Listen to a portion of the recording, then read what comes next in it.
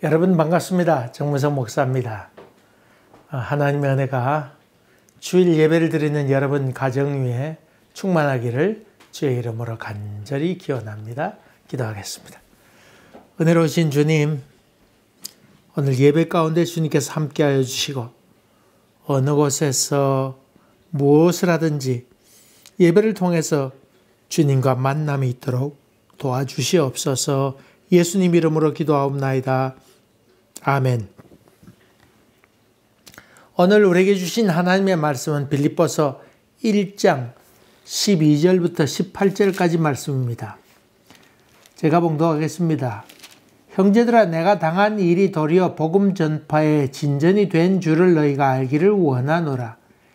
이러므로 나의 매임이 그리스도 안에서 모든 시위대 안과 그 밖에 모든 사람에게 나타났으니 형제 중 다수가 나의 매임으로 말미암아 주 안에서 신뢰함으로 겁없이 하나님의 말씀을 더욱 담대히 전하게 되었느니라.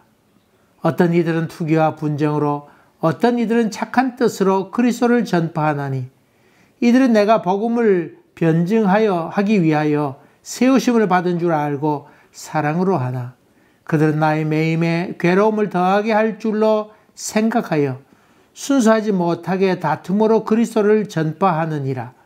그러면 무엇이냐? 거칠애로 하나 참으로 하나 무슨 방도로 하든지 전파되는 것은 그리스도니 이로써 나는 기뻐하고 또한 기뻐하리라. 아멘. 사도 바울이 옥에 갇혔다고 하는 소식이 전해지자 빌립보에 있는 교인들로 하여금 저들은 걱정을 많이 하게 되었습니다. 사도 바울이 감옥에 갔다고 그러니까 걱정하는 것은 당연한 일 아니겠습니까?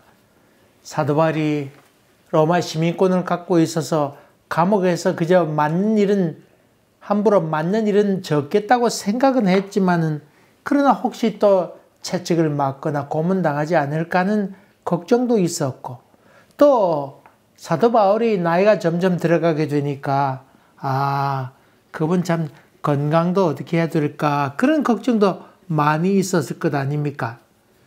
또 자유를 빼앗기게 되고 이런저런 그 감옥에서도 일이 있겠다 하는 생각을 하게 되자 이 빌립보에 있는 교인들은 걱정합니다. 또 어디를 가든지 복음을 반대하는 세력이 있잖아요. 그런 세력이 있어서 사도 바울이 감옥에 갔다고 하는 얘기를 듣게 되자 아이고 그래 뭐 자기가 잘못해서 그런 일 있겠지. 또 이 복음이 가짜 복음 아니냐 그렇게 생각해서 복음에 장애가 되는 요인도 많이 있었습니다. 특별히 빌립보 교회는 사도 바울이 세웠는데 구심점이 사도 바울 아니었겠습니까? 근데 그 구심점이었던 사도 바울이 감옥에 갇혔다고 하니까 여러 사람의 마음이 다 분산되기도 했던 것을 우리 추측해 볼 수 있습니다. 알렉산더 대왕이 이렇게 원정 나갔다가 결국 죽음을 맞게 되니까 그 부하들 가운데에 후계자들 문제가 나오게 되고 그런 말미암아 분열하게 된 것처럼 이 빌립보 교회에도 그런 일도 많이 있었던 것 같습니다. 무엇보다도 이런 그 사도 바울이 감옥에 갇혔다고 하는 소식이 전해지게 되니까 제일 어려움 가운데 하나는 쓸데없는 소문도 많이 나게 되었다고 하는 것입니다. 아이고, 기독교가 또 예수교가 정말 이 사회의 악이로구나. 그렇게 아예 모함하는 사람도 많이 있었던 것을 봅니다. 며칠 전 뉴스 이렇게 잠깐 보았더니 그 바퍼 사역을 하고 있는 우리 최일도 목사님 관한 보도가 나왔습니다. 뉴스에 나왔는데 청량리에 있는 바퍼 사역하는 그 장소가 그 서울시장이었던 오세훈 시장에 의해서 고발당했다. 그런 내용이었습니다. 건물을 이렇게 빌렸었는지 어떻게 했는지 정확하게 알 길이 없습니다만은 돈이 체납되어서 불법으로 건물을 점령하고 있고 돈을 다 내지 못했으니까 고발당했다는 이야기였습니다. 그 이야기를 들었던 많은 그 안티 세력들은 그것 봐라, 그 참 목사가 이러면서 마치 목사가 해먹은 것처럼 그렇게 방송도 하고 그렇게 댓글도 많이 달지 않았겠습니까? 아이고 뭐 좋은 일 한다고 그러더니 사기꾼이었구만은 뭐 그런 얘기도 얼마나 많이 있겠습니까?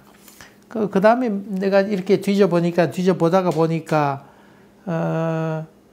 최일도 목사가 그 오세훈 시장에게 당신이 공개 사과하도록 해라. 그런 얘기가 나오게 되고 오세훈 시장이 할 때부터 그 최일도 목사를 만나가지고는 그런 일이 없도록 하겠다. 그래서 소를 취하고 많은 지원을 하도록 했다는 그 뉴스가 나왔습니다. 사실은 그 바퍼 사용하는 것도 그 시에서 해야 될 문제 아닙니까? 시에서 많이 도와줘야 될 문제이고 건물도 자기들이 준비해 주어서 도와주어도 안 될 마당인데 거기에 그 불법 점거했다 그래서 체납했다고 해서 고발당했다고 하는 것. 여러분 한번 생각해 보세요. 그런 뉴스가 한번 나가게 되면 회복하는 일이 쉽지 않습니다. 그런 보도는 크게 하지만은 오세훈 시장이 사과했다는 이야기는 어디 쥐끄렁들하게 나오게 되지 않습니까?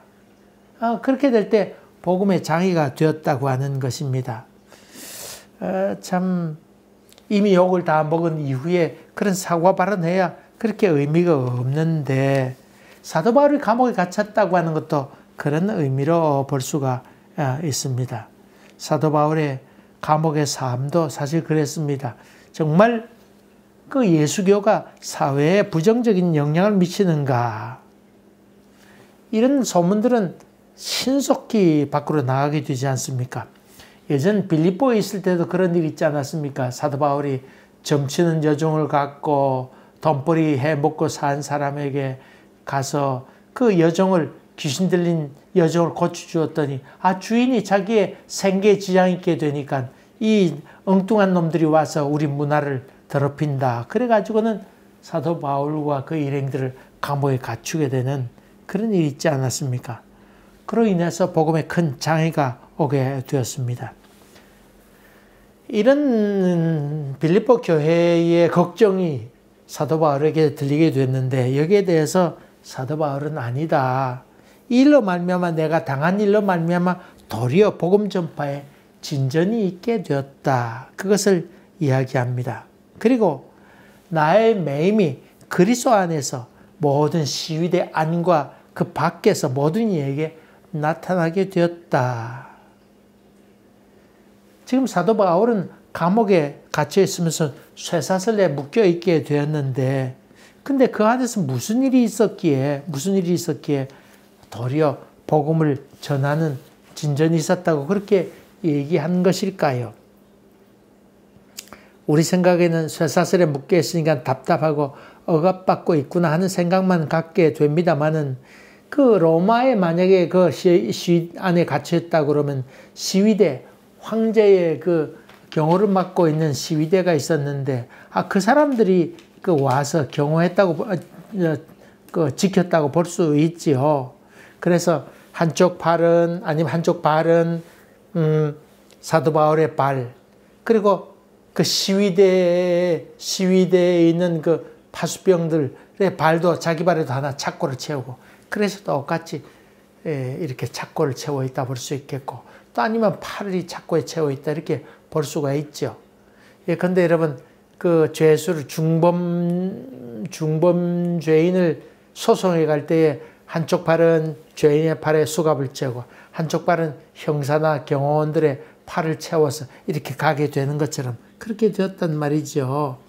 그런데 사도 바울은 이렇게 두 사람이 착고에 채워 있는 이 사실을 경험하면서 자기를 지키고 있는 파수병에게 그 시위대에게 복음을 전하는 귀한 기회로 삼았다고 하는 것입니다. 그러니까 같이 묶여 있으니까 그 묶여 있는 사람에게 예수 그리스도에 대한 얘기도 하고 사도 바울이 복음을 전도하면서 있었던 여러 가지 이야기들도 하고 또 구약 성경에 나와 있는 말씀도 이렇게 얘기하면서 그 시위대에게 얘기할 수 있는 기회가 되니까 아예 1:1 맞춤 성경 공부 시간 된 것 아니겠습니까? 그렇게 해서 복음을 전하게 되니까 이 사람들이 감동을 받게 되고 또 원하든 원치 않든 그 이야기를 듣게 되는 동안에 하나님을 마음가운데 모시게 되는 일이 있게 됩니다. 그리고는 교대에서 가게 되면 또 다른 사람이 와서 복음을 듣게 되고 이 교대한 사람들은 또 자기 집에 가서 있었던 그 감동적인 이야기, 우리 감옥에 갔던 이런 사람이 있는데 라고 하면 자기 아내에게 얘기하게 되고 이것을 또 여인들을 통해서 입으로 복음이 전해지게 되어서 그로 인해서 사람들이 감옥에까지 와서 사도 바울에게 직접적으로 복음을 듣는 기회가 저들 가운데 생기게 되었다고 하는 것입니다. 뿐만 아닙니다. 이 시위대는 아주 그 황제 시위대니까 높은 고위에 있는 사람도 많이 있었을 것 아닙니까? 이런 일로 말미암아 복음이 하나하나 전파되면서 그들과 높은 고위직에 있는 사람과 친분도 더 쌓이게 되어서 만나는 그 대상의 폭이 더욱더 넓어졌다고 하는 것입니다. 이렇게 되니까 그 시위대 안에 있는 사람들뿐만 아니라 사도 바울 곁에 있던 복음 전도했던 사람들이 그 자기들의 사역의 범위가 점점 넓어지게 되고 아이들이 나가서 오히려 겁없이 복음을 전파하는 귀한 기회가 되었다. 그렇게 여기서 얘기하고 있는 것입니다. 그래서 사도 바울은 오히려 감옥에 있는 것이 자기들에게는 큰 기회였다고 하는 것을 얘기하면서 여러분 눈에 보이는 것만으로 단순히 설명해서는 되지 않습니다. 그렇게 얘기하면서 이들은 사도 바울이 갇힌 것으로 해서 오히려 더 담대하게 복음을 증거하는 기회가 되었다는 것을 얘기하고 있습니다. 그런데 이 빌립보 교회뿐만 아니라 지금 사도 바울 주위에 있는 사람들이 복음을 전하게 됐는데 이들 간에도 문제가 또 좀 있었습니다. 문제가 있었던 것은 어떤 사람은 시기하는 마음에서 질투심에서 복음을 전한 사람이 있었고 또 그렇지 않냐고 사도 바울이 복음을 변증하는 일이 있었는데 우리가 그 일을 해야지라고 하는 사랑의 마음에서 더욱더 열심을 내는 그런 순수한 사람도 있었습니다. 그러면서 이 사람들 가운데는 서로 협력자로 살아가는 것 아니고 사도 바울을 마치 경쟁자처럼 생각하면서 이 복음을 전하는 일이 있게 되는 것을 사도 바울이 직접 눈으로 보았던 것 같습니다. 또 빌립보 교회 안에 들려오는 소식도 빌립보 교회 안에도 그런 일이 있었던 것 같습니다. 고린도 교회처럼 어떤 사람 바울파, 게바파, 뭐 이렇게 해가지고 예수파, 뭐 이래 가지고 파벌이 많이 있었던 것처럼 이 빌립보 교회도 그랬고 또 감옥에서도 그런 일이 많이 있었다고 하는 것입니다. 다시 말하면 인간사 다 똑같지요. 어느 곳에 가든지 그런 그 복음에 대해서 순수한 마음으로 전하는 사람도 있지만은 자기 세력을 넓히려고 그렇게 아둥바둥 그렇게 복음을 전도하는 그런 사람도 많이 있지요. 교세 불리게 하기 위하고 또 뭐 어떤 사람은 자기 장로 되기 위하여 한 사람이라도 더 데려와야지 이렇게 생각한 사람이 있듯이 그런 사람도 또 있었습니다. 뿐만 아닙니다. 이 사도 바울 뭐 다 아냐. 우리 예수면 되겠지 하면서 사도 바울 없이도 우리가 넉넉히 할 수 있다고 생각하는 사람도 있어서 사도 바울의 마음을 아프게 하는 그런 의도로 이간질하려고 하는 의도로 복음을 전하는 또 열심을 내는 그런 사람도 있었습니다. 이런 장면을 보고 사도 바울은 편지를 합니다. 여러분 거칠애로 하나 참으로 하나 참 무엇을 하든지 전파되는 것은 그리스도 아닌가. 그러니까 나는 기뻐하고 기뻐한다. 그렇게 사도 바울은 얘기하죠. 사도 바울은 이제 나이가 들고 인생 경험도 많고 또 여러 모임을 많이 공동체를 많이 지나오다 보니까 자기들끼리 이간질하고 또 자기를 향하여 모함하는 그런 세력도 몰아내려고 하는 세력도 많이 보았습니다. 앞에서는 친근하게 아이고 당신 없으면 못 삽니다. 당신 없으면 안 됩니다. 그러지만은 뒤에서는 뒤통수를 치는 그런 사람도 사도 바울은 사실 많이 보았던 것이지요. 많이 보았습니다. 이 사도 바울의 선교 중에 많은 인간, 이런저런 인간들을 많이 보게 됐는데 그래서 사도 바울은 그래서 척 보면 아는 그런 사람이었던 것을 봅니다. 참 거짓의 사람, 위선의 사람을 보는 것은 고통스러운 일이지요. 성도들 간에 시비하고 질투하고 투기하는 마음으로 열심을 내는 것, 그런 것을 옆에서 지켜본다고 하는 것은 참 고통이지요. 뿐만 아닙니다. 그런 사람들은 또 더군다나 사도 바울에게 찾아와가지고 자기 편이 되어달라고 그렇게 바울에게 찾아와서 고자질 하듯이 그렇게 얘기하는 사람도 많이 있었지 않겠습니까? 이런 모습을 지켜보면서 사도 바울이 참 많이 고통스러웠을 것입니다. 또 지금 사도 바울이 갇혔다고 하는 소식을 듣고 빌립보 교회가 에바브로디도를 편을 통해서 자기를 도우러 오게 됐는데 그 에바브로디도를 통해서 빌립보의 교회의 소식을 듣게 해주었는데 빌립보 교회 안에서도 그런 분파가 있었다고 하는 소식을 듣지 않았을까요? 그래서 시기심으로 또 질투심으로 열심인 교우가 있어서 이런 사람들로 말미암아 오히려 교회에 분열을 갖고 있었다는 것을 전해들은 것 같습니다. 또 그렇게 전해들으면서도 사도 바울 생각에는 자기도 이미 거기 빌립보 교회에 있으면서 아는 사람일 수도 있지 않았을까요? 아는 사람일 수도 있었습니다. 그래서 그 사람 같으면 이거 사실 원래 그런 사람이 아니었는데 그런 사람도 있을 수 있겠고 아이고 그런 사람은 옛날에도 그러더니 지금도 그렇겠구나 그렇게 마음으로 생각하는 사람도 있지 않았을까요? 이런 장면을 보면서 사도 바울은 여유롭게 편지를 쓰고 있습니다. 그런 마음으로 전도를 하나 이런 마음으로 전도를 하나 참으로 하나 거칠애로 하나 전파되는 것은 그리스도 아닌가. 그는 그렇게 여유롭고 부드럽게 지금 설명하고 있습니다. 여러분 기독교는 고도의 도덕과 윤리를 연구하는 그런 마음의 종교라고 볼 수 있지 않습니까? 그냥 했다고 하는 거 중요한 것 아니고 어떻게 하느냐가 중요한 종교 아니겠어요? 선을 행했다고 하는 것 선뿐만 아니라 깨끗한 마음으로 한다고 하는 것 선한 동기로 한다고 하는 것 이런 게 중요한 것 아니겠어요?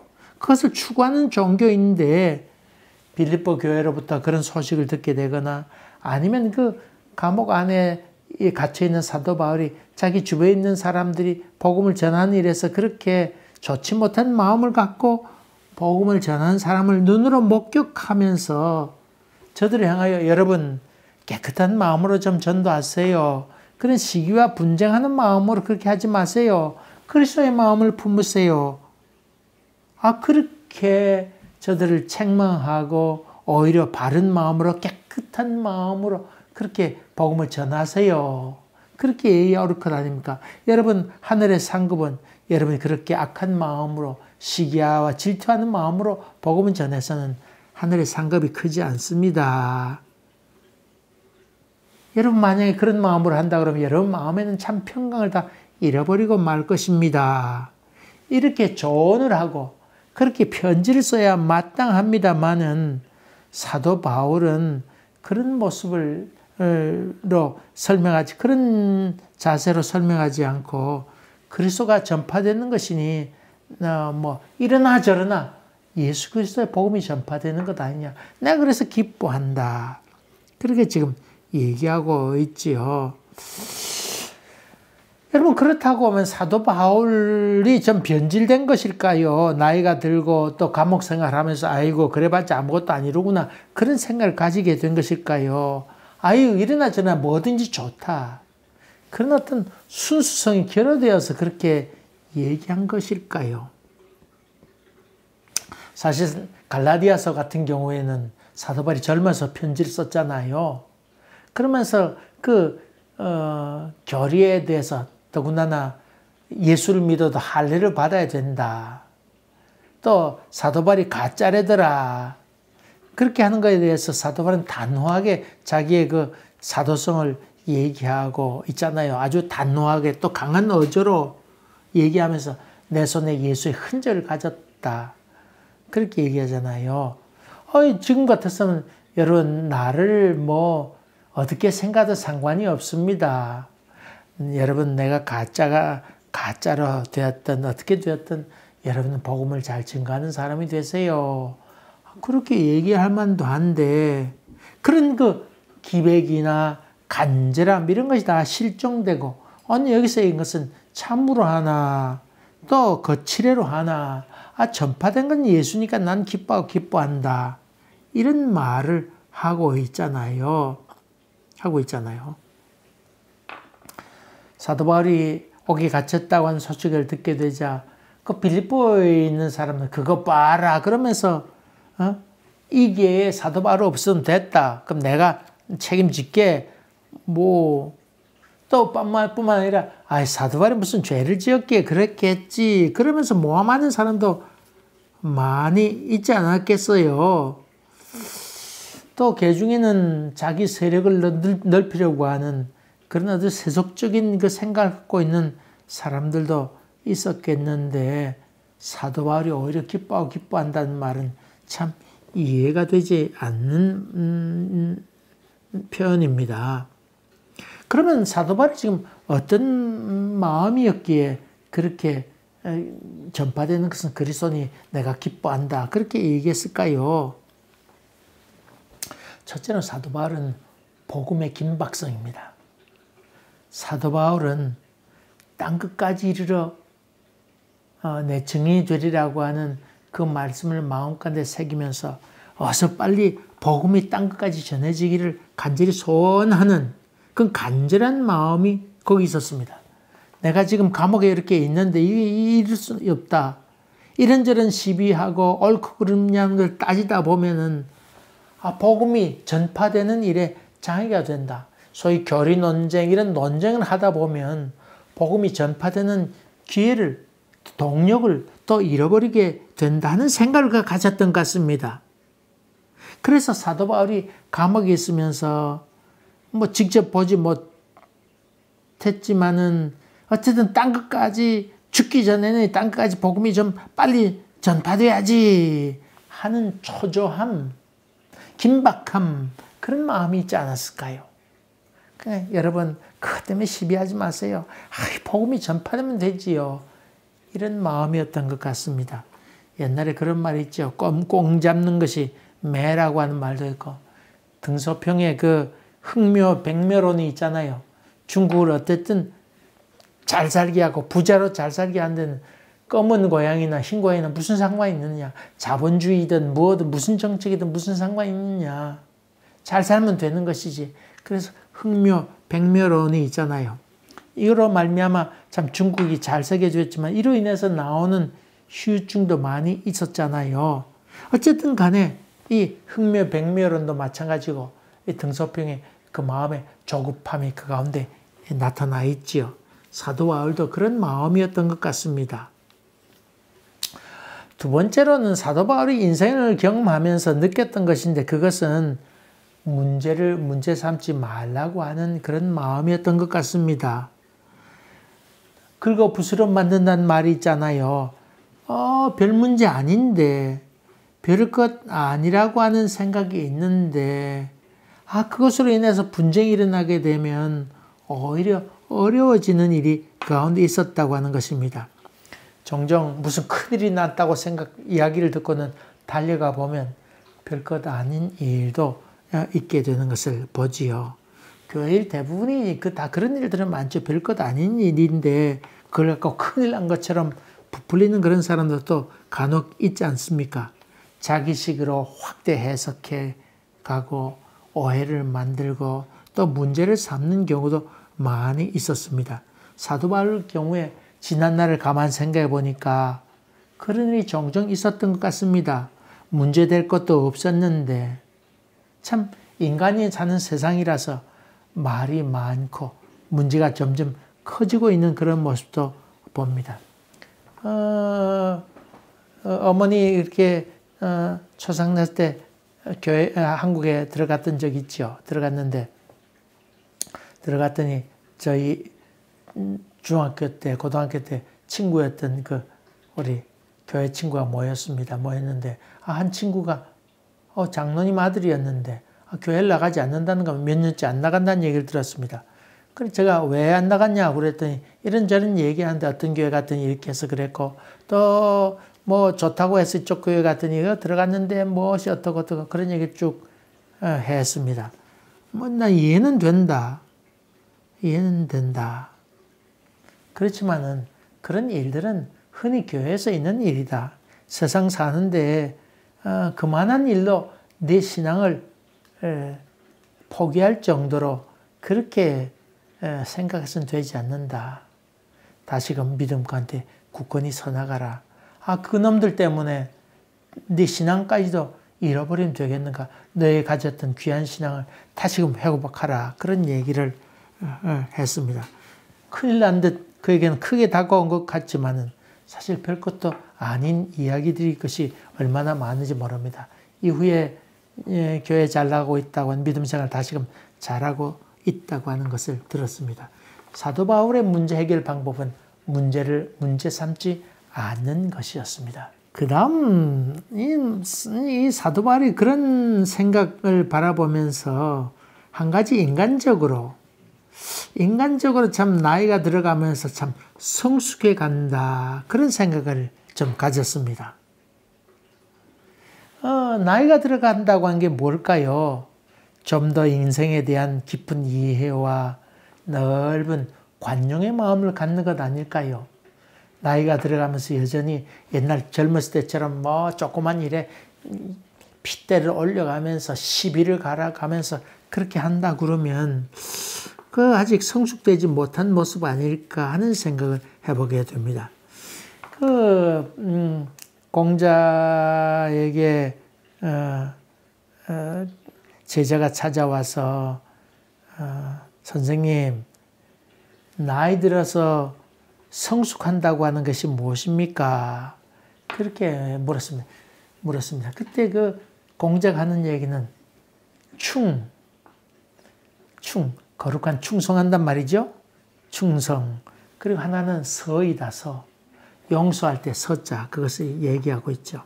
다시 말하면 내적으로는 이제 그 나이가 점점 들어가게 되면 한 방향으로 나아가는 마음. 인생을 이것저것 많이 겪어보았잖아요. 그러니까 이게 옳구나. 그래서 마음의 중심을 한쪽으로 잡아가는 마음이 필요한 것이고, 또 하나는 용서하는 마음이라고 그랬습니다.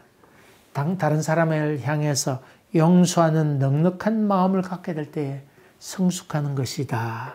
그렇게 얘기했습니다. 참 맞는 말이지요. 나이가 들어가면서 여전히 노역에 사로잡히거나 시기와 질투로 살아간다고 하면 성숙한 것 아니고 미숙아로 살아가는 것이지요. 공자가 이런 말을 했을 때 나이가 사실 70이었습니다. 70이 돼서 나이가 들어가니까 이 충성하는 것과 용서하는 것을 가져야 성숙하는 것이로구나 하는 것을 느꼈던 것 같습니다. 나이 들어간다고 해 다 성숙하는 것 아니지 않겠습니까? 마음 가운데 한 마음으로 주님을 섬기고자 하는 마음, 그리고 이웃에 대해서 용서하는 마음, 이 마음이 있을 때 성숙해진다. 그런 말이지요.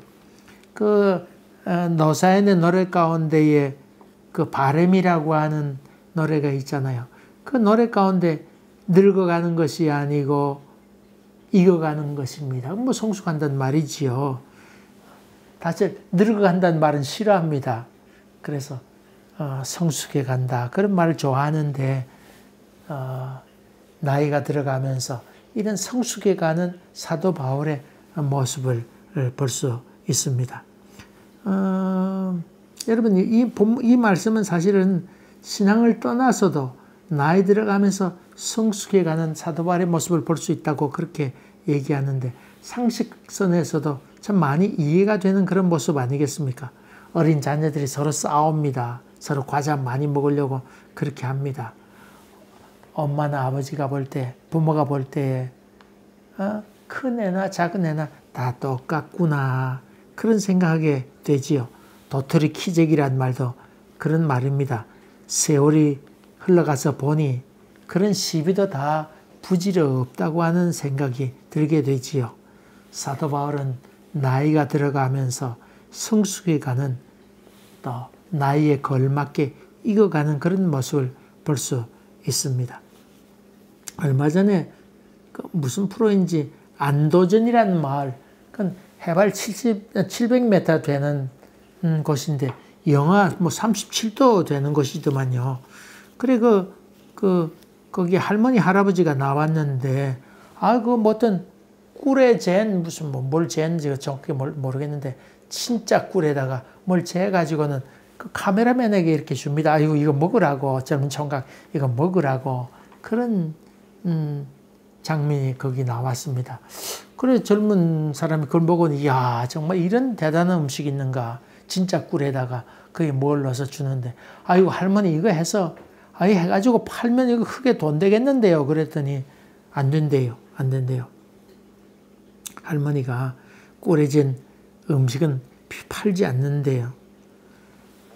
돈 받으면 아까워서 못 판다. 젊은 세대들이나 아니면 뭐 일반 사람들은 아이고 그거 우리 먹기 아까워서 팔아야지 생각하는데 그 할머니는 그런 생각을 갖지 않습니다. 파는 것은, 돈 받고 파는 것은 더 아깝다고 생각하는 겁니다. 자기가 사랑하는 이웃, 바로 곁에 사는 사람들, 자기 주변에 있는 사람들에게 이 귀한 꿀을 거저줘야지. 아이고 그런 생각하는 걸 보면서 야 참 저렇게 늙어가야 되지 않겠는가. 할아버지 얘기가 나왔는데 할아버지가 그 동네에서는 철학자로 알려져 있더만요. 나이 드신 할아버지가 그 귀농하는 사람들이 많이 있잖아요. 귀농한 사람들이 있는데 여기 젊은 오래 살던 사람이 여기 와서 텃세를 부리면 되지 않는다고. 다 한 사람이 다 한 가지의 고난을 갖고 있는데 지금 온 사람이나 오래된 사람이나 그걸 갖고 텃세를 부리게 되면 옳은 것이 아니다. 갓 들어온 사람도 한 표의 고난을 가질 수 있도록 그렇게 살아가는 것이 참으로 귀한 것이지 않느냐고. 그렇게 할아버지가 얘기하는 장면을 보면서 야, 참 어떻게 저렇게 늙을 수가 있을까. 그런 생각을 했습니다. 여러분 무조건 나이 든다고 해서 성숙된 것 아닙니다. 참 고상한 생각을 갖게 되고 예전에 갖지 못했던 아름다운 여유로움과 넉넉함을 갖게 될 때에 그것이 성숙되는 것이죠. 자기 성찰하면서 그렇게 보냈다고 볼 수 있죠. 톨스토이는 인생의 3대 도량을 도장인데 정신적인 그런 훈련하는 장소를 도량이라고 읽지요. 학교, 군대, 감옥이라고 그랬습니다. 학교라고 하는 것은 세상적인 학문을 배우는 것이고 스승의 가르침을 잘 배우는 것이라 그렇게 볼 수 있죠. 군대는 생과 사의 갈림길에서 내가 어떻게 살 것인가 하는 것을 생각하게 됐죠. 그 다음에 감옥이라고 하는 것은 자기 성찰하는 것이라 그렇게 볼 수 있습니다. 자기를 찾고 무엇보다 신과의 만남, 이 톨스토이는 그런 세계를 이야기하잖아요. 사도 바울이 감옥에 있으면서 무슨 생각을 하고 있었을까요? 그것은 깊은 자기 성찰 아니었을까요? 그런 의미로 본다고 그러면 사도 바울이 성숙해 나아갈 수 있도록 촉매 역할 아주 강하게 강권하였던 것이 바로 신앙이었다 볼 수 있습니다. 그리스도의 사랑이 우리를 강권하시는도다. 그리스도의 사랑이 있는데 이 그리스도의 사랑이 우리로 하여금 성숙회로 잘 익어가도록 그렇게 했다. 그런 말이지요. 사랑과 용서, 그리고 열심과 수고 이런 것들로 나아가도록 욕심 없이 갖고 있던 욕심을 하나하나 내려놓도록 인도하신 힘이 있었는데 그것이 그리스도의 사랑이고 그것이 곧 신앙이었다. 지금 그것을 지금 이야기하고 있지요. 하나님께서는 자기 이름을 위하여 의의 길로 인도하신다고 하는 것을 사도 바울에게 많이 보여주었습니다. 그래서 사도 바울은 이런저런 일에 흔들리지 않냐고 나는 내 길 가겠다고 하는 그 성숙한 믿음이 그 가운데 있었죠. 모세는 40년 광야 기간을 지나면서 그는 가나안 땅에 들어가지 못합니다. 그는 이스라엘 민족을 이끌어내는 이 일로 깨끗이 삶을 정리하고 걸어 끝을 냅니다. 세상 살아보니 욕심으로 말미암아 결정했던 모든 일들이 나중에는 그것이 발목을 잡는 것을 경험하게 됩니다. 잘못 욕심을 버려서 미련한 선택을 하게 될 때에 그것이 자기에게로 다시 돌아온 것을 느끼게 됩니다. 반대로 어리석게도 순수하게도 손해보는 결정을 했지만은 세월이 흘러서 그것이 복으로 다가오는 것을 경험하게 되지 않았습니까? 지금 사도 바울이 감옥에 있으면서 자기가 지금 죄수의 몸으로 와 있습니다. 그러나 그 죄수의 몸으로 말미암아 복음이 중단된 것 아니고 오히려 복음을 잘 증거하는 기회가 되고 또 선한 증거로 말미암아 시대 안과 밖에 있어서 복음을 전하는 좋은 기회가 됐다고 하는 것. 그가 몸으로 체험하게 될 때에 아이고 그거 좀 이렇게 되든 저렇게 되든 가만두어라. 하나님만 존귀케 되면 되고 예수 그리스도 이름만 존귀케 하면 되지. 그것 때문에 시비할 필요가 없다. 그런 얘기를 지금 사도 바울이 하고 있습니다.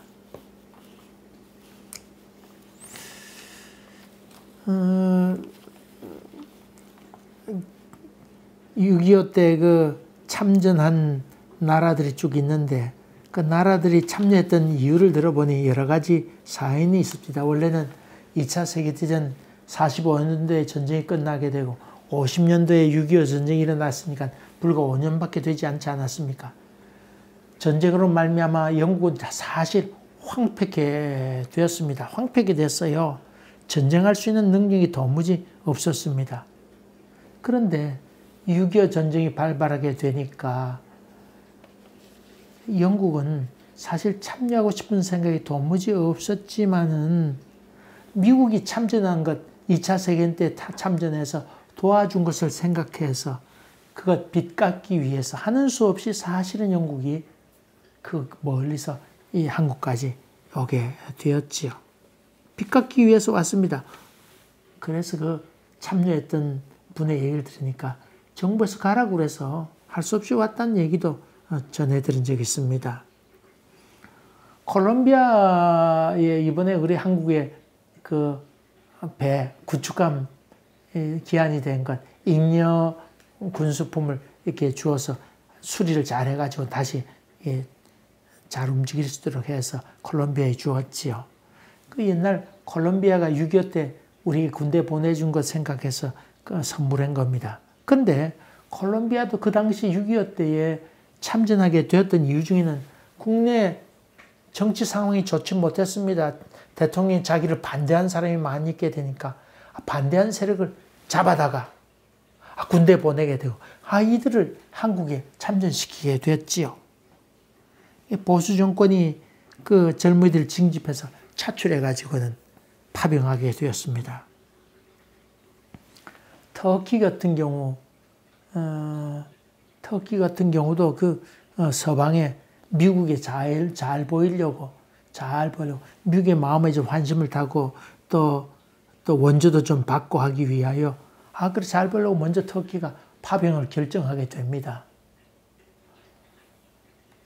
미국에 잘 보이려고 파병합니다. 그 옆에 있던 그리스 같은 경우 그리스도 군대를 보내죠. 배도 보냈죠. 보냅니다. 보냈는데 그리스는 우리가 원수처럼 살아가는 터키가 미국에 잘 벌려고 군대를 파송하게 되니까 그리스도 우린 그러면 소외되지 않을까 하는 생각에서 우리도 군대 보내야지 해서 자기들도 서둘러 군대를 파병하게 되었지요. 여러분, 이런 파병하는 목적들이 다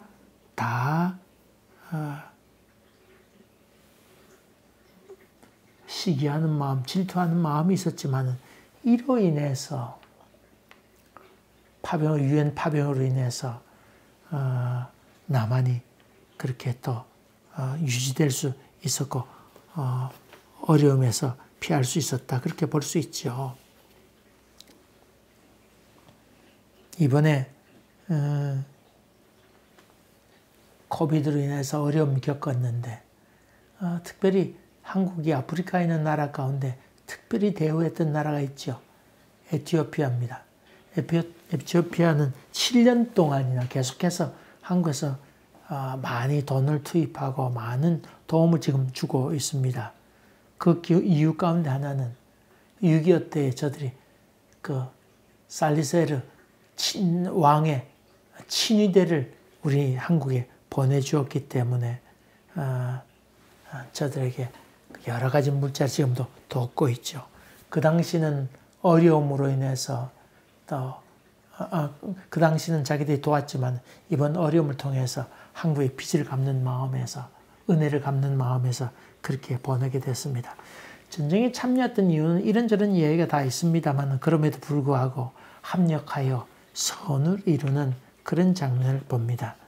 사도 바울은 거칠이로 전파하나 어떻게 되든지 간에 하나님을 기쁘시게 하는 일이다. 그로 인해서 나는 기뻐하고 기뻐한다. 여러분, 그런 의미로 본다 그러면 사도 바울이 겪었던 세계, 그것도 그런 것 아닐까요? 그는 예수를 핍박하러 그냥 가다가 다메섹에서 꼬꾸라지게 됩니다. 자기의 마음은 악한 마음에서 출발했습니다마는 하나님께서 마음을 돌이키사 선으로 바꾸는 것을 자기 몸소 체험했던 것을 봅니다. 이거 어떤 사람은 악한 마음으로, 어떤 사람은 시기하는 마음으로, 어떤 사람은 순수한 마음으로 전하지만은 결국 마음을 움직이시는 것은 하나님이시로구나. 스테판을 돌로 쳐 죽이는 장면에 옷 맡은 사람으로 그렇게 앞장섰던 죄인의 괴수 아니었습니까? 죄인의 괴수를 바꾸사 하나님의 이방에게 복음을 전하는 그릇으로 그를 삼으신 것을 생각하게 되자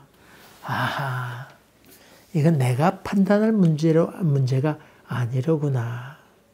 하나님께서 용납하시고 그가 부르시면 악을 선으로 바꾸실 수 있는 것이로구나. 삐뚤어진 것도 바꾸게 하는 분은 바로 하나님이시로구나. 우리의 말로 그렇게 능력이 있겠는가? 여러분 똑바로 하세요. 그 말보다도 하나님께서 주물러 주시면 넉넉히 변한다고 하는 확신이 그 마음 가운데 있었던 것 같습니다. 그렇게 될 때에 그것 때문에 시비하지 말고 이러나 저러나 서로 용납하고 받아들여라. 정직해 되면 된다. 예수만 정직해 하면 된다. 이런 믿음으로, 이런 가치관으로 변화된 것. 그것이 바로 사도 바울이 가졌던 생각이었죠. 이것을 이름하여 신앙 성숙의 시금석이다. 그렇게 볼 수 있습니다. 그의 신앙이 성숙해졌던 결정적인 것은 사실은 자기 삶에서 역사하셨던 죄인이었던 자기를 하나님께서 부르셔서 선으로 이끄셨던 하나님의 깊은 은혜, 그가 되새기지 않았을까요? 감옥에 있으면서 그것을 되새기면서 아이고 내 인생을 뒤돌아보았더니 말로 되는 것 아니었더라. 그분이 역사하셔야 되는 것이니까 놔두어라. 이런 여유로움과 넉넉함, 풍성함으로 점점 성숙해 가는 것을 보게 됩니다. 사랑하는 교회 여러분, 우리 앞에 당한 일들은 여러 가지 선택하기 어려운 악도 많이 보게 됩니다. 어째 저럴 수가 있는가라고 하는 실망스러운 장면도 많이 보게 됩니다만은 그것으로 인해서 여러분 마음을 빼앗기지 말고 하나님께서 주신 여유로움과 넉넉함, 아유 나도 그랬는데 나를 이렇게 변화시킨 것은 주님이신데 하나님이여 저들도 잘 변화시킬 줄로 믿습니다. 이런 여유로움을 갖게 될 때에 여러분 마음가운데 평강도 넘치게 되고 또 다른 사람에게도 기쁨과 평강을 함께 누리게 된다고 하는 것입니다. 여러분, 우리 신앙의 인격이 성숙해져야 되겠습니다. 이 성숙해지는 일에서 남을 여유롭게 볼 수 있는 것이 바로 우리 신앙 성숙의 시금석인 것을 봅니다. 이런 하나님의 시험에 합격하셔서 넉넉함을 체험하시는 여러분 되시기를 주의 이름으로 간절히 기원합니다. 기도하겠습니다.